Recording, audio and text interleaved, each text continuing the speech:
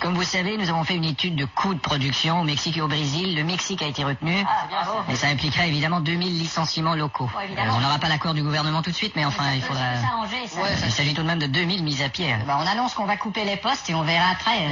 On va couper les postes. Alors on coupe les postes. On va couper les postes. On va couper les postes. On va couper les postes. On va couper les postes. Il n'en est pas question. Qu'est-ce que tu dis, Jean-Paul? Enfin, qu'est-ce qui te prend? Mais on va quand même pas supprimer 2000 emplois comme ça, pouf. Je t'interdis de me traiter de pouf. C'est pas très humanitaire. Enfin, Jean-Paul, je te reconnais plus. D'habitude, t'es le premier à privilégier les profits. Et c'est toujours toi qui arrive qui dit qu'il faut sauver sur les coûts. C'est toujours toi qui viens nous gueuler pour dire qu'il faut sauver sur les coûts de production. Espèce de trou! On pourrait peut-être couper la poire en deux. Oh non, tu peux la manger tout seul. Non, j'en veux pas non plus. Ah, ben merci. Vous pouvez continuer. Du cul! On n'a qu'à passer au vote. Jean-Paul, tu es minoritaire. Je te rappelle que selon la convention, si je mets le veto, vous pouvez rien faire. Ce serait courageux de ta part de mettre le veto. Donc que tu te sois le veto, j'en ai rien à foutre. Moi, je me couche tard. Bon, regagnez tous vos bureaux, je vous reparle demain. Tu peux le dire. Jean-Paul, Quoi? assieds-toi. Non, je vais pas m'asseoir. Écoute, mon vieux. Mais qu'est-ce qui se passe dans cette société? Pourtant, on avait un bon organisage. Une organisation. Et puis, on avait le sens de l'administrage.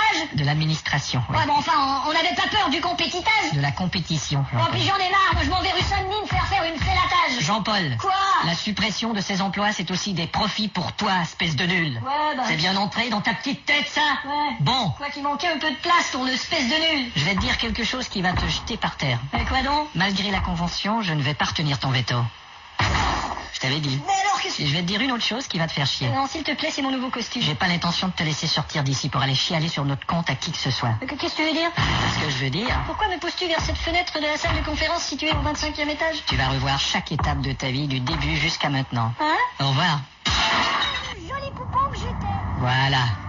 Excusez-moi, monsieur. Oui. Je suis lieutenant Colombo. Lieutenant. Je suis désolé de vous apprendre qu'on a trouvé un de vos associés qui gisait sur le trottoir.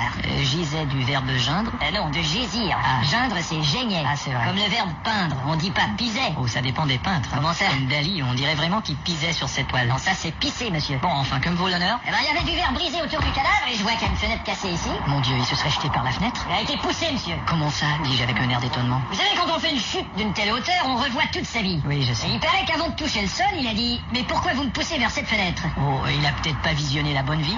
Vous croyez qu'un type peut se tromper de vie? Mais pourquoi pas? Ah bon? C'est Jérôme s'est bien trompé de carrière. Vous voulez me suivre?